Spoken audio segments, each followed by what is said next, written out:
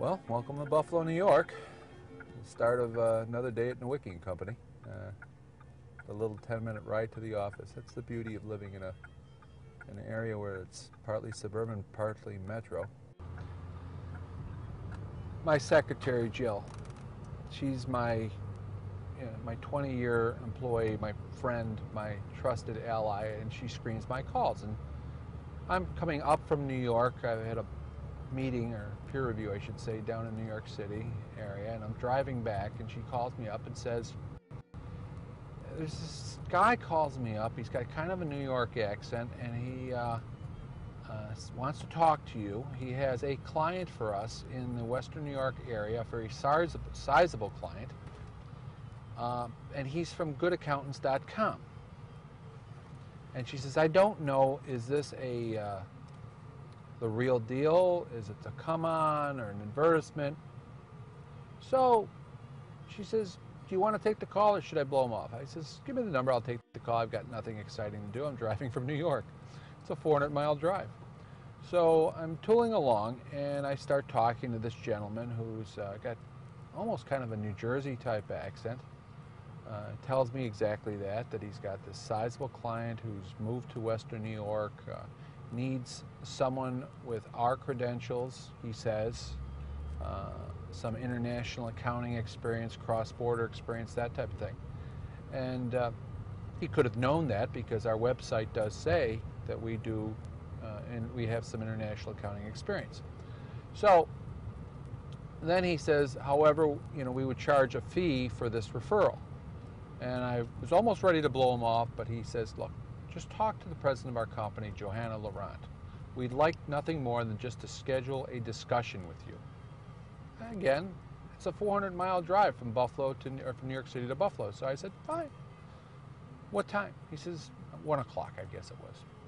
I'm on the phone with Johanna, and she starts into how Good Accountants works, how they've got this great client for me, and how they've done an analysis of what we're about, and it was a nice conversation. It was very professional. It was very cordial, and I was like every other accountant on the planet.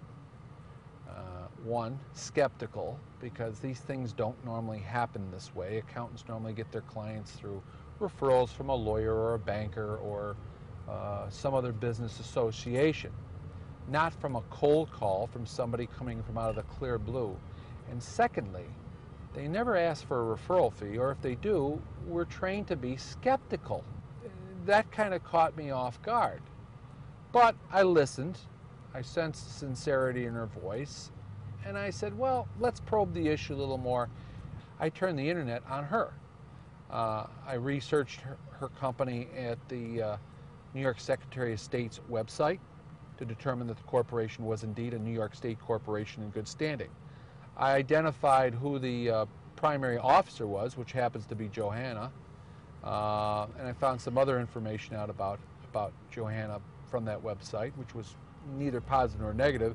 It simply identified that they do have a legitimate business. In fact, the address listed on the filing receipt was the same as the address on their website and their relationships. Finally, I sat down and put all this information into a meaningful form, got a copy of Johanna's contract, and I sat down with my partner, Paul Keel. Now, you have to understand our synergy. We accountants are all skeptical, all right? Professionally skeptical, we're careful with our money. This is our reputation. This is not all that unusual, right?